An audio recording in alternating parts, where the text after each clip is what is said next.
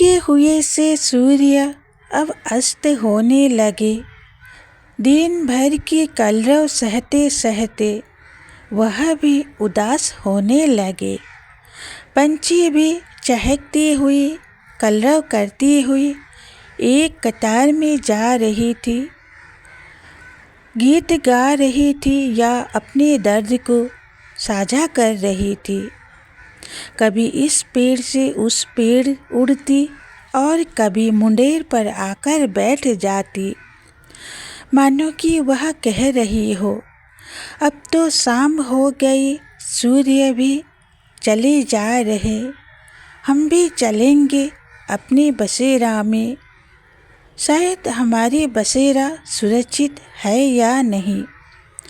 पानी मिला, दाना मिला, वह तो खा लिए, पर हम वही दाने इकट्ठा कर नहीं पाए।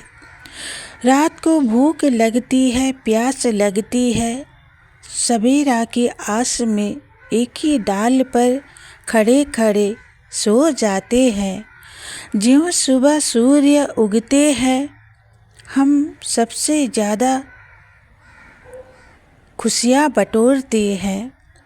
उड़कर आते हैं, पेड़ को धन्यवाद देते हैं, सूर्य को, आसमान को, धरती को, जहाँ हम बसते हैं, जहाँ हम जीवन यापन करते हैं। हमें दाना मिलता है, हमें पानी मिलती है, सूर्य से हमें प्रकाश मिलती है। ये कहते हुए जय श्री कृष्ण दोस्तों, आप सभी का स्वागत है एक ऐसी दुनिया में। सूर्य के अस्त होते होते कितने ही राही चलते चलते फिर से अपने घर को वापस आ गए। गाड़ी आई सीटी बजाते हुए, सब राही आकर अपने घर के द्वार पर खड़े। कोई खुशी से घर के अंदर चले गए, कोई दुख और दर्द सीने में दबाए हुए दरवाजे को खोलने लगे। चलना ही पड़ेगा, कैसे भी उठकर हो चाहे गिरकर हो, यह ज़िंदगी है। यह ज़िंदगी जीने के लिए न जाने कहाँ कहाँ जाना पड़ता है। सब कहते हैं दुनिया बदल गया, अब तो सब कुछ पास है। सब कुछ पास होते हुए भी क्यों दूर है। सूर्य भी अस्त हो जाते हैं शाम को, पर चाँद निकल आई आसमान पर। शाम आते ही रात आएगी, फिर सब थके हारे सो जाएंगे सुकून की नींद रात के गर्भ में। सूर्य भी थक गए हैं, चलने वाले राही भी थक चुके हैं, और वह पंछी जो सुबह सवेरे उड़कर कतारों में गीत गाते हुए न जाने कौन से देश चले जाते हैं, वह भी थके हारे कलरव करते हुए अपने अपने बसेरा को जा चुके हैं। मुंडेर पर बैठी हुई मैं डूबते हुए सूरज को देखते हुए सोचने लगी, मेरी भी कई ख्वाब है, पर वह भी इसी तरह डूब रहा है। धरती माँ हमें गोद में लेकर खड़ी है, आसमान हमें छत्र छाया देकर, सूर्य रोशनी देते हुए, प्रकृति हमें जीवन देते हुए, वाह हरी दुनिया। जो भी बनाया ईश्वर ने खूबसूरत सा बनाया है ना दोस्तों। इन पेड़ पौधों को सलाम है जो एक ही जगह खड़े रहकर हम सभी को छाँव देती है, पंछियों को आश्रय देती है, और जब यह पेड़ बूढ़े हो जाते हैं तो हमें इनका भी उपयोग करना सिखा देती है।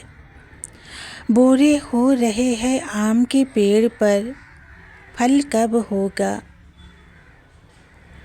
बारिश की बूंदें जब आकर छू जाएगी सभी पेड़ पौधों को, धरती पर लहराते हुए बारिश की बूंदें फिर से सागर पर समा जाएगी। सागर से होते हुए फिर आसमान पर आकर वह बूंद बूंद में बरसने लगेगी। तभी तो कहते हैं सागर चली आसमान पर, जिंदगी चली हवा के झोंके पर। यही कहते हुए दोस्तों आप सभी को दिल से धन्यवाद है। आप सभी लोग मेरा इतना सपोर्ट करते हैं और आगे भी सपोर्ट करिए, यही आशा करती हूँ। चलते चलते राही ने पूछा मंजिल कहाँ है। मैंने भी जवाब दिया इन प्रकृति से पूछो, इन हवा से पूछो, डूबते हुए सूर्य से पूछो, आसमान से पूछो, धरती से पूछो मंजिल है कहाँ।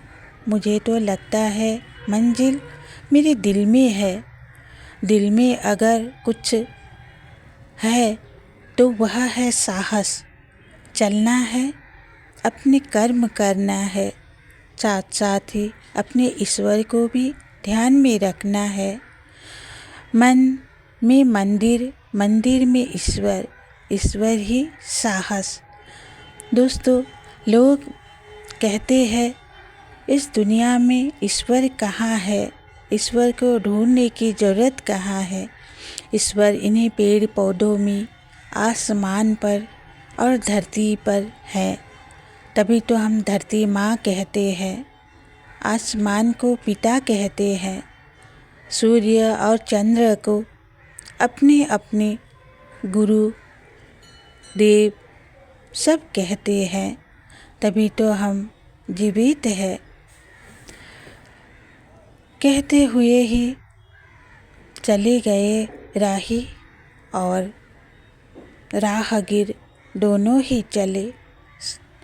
दोनों ने देखा सूर्य धीरे धीरे अस्त होते हुए सागर के गर्भ में समा रही थी, पर सूर्य जाते जाते अपना रंग छोड़ जा रही थी। एहसास दिला रहे थे कि मैं सुबह फिर से आऊँगा इसी रंग को समेटने और यही रंग प्रकृति में ढालूँगा। कहते हुए दोनों राही और राहगीर चले गए। पंछी भी अपने अपने बसेरा में कलरव करते हुए, रोते बिलखते, हर्ष से उल्लास से गाते हुए अपने अपने बसेरा पर जाकर बैठने लगे।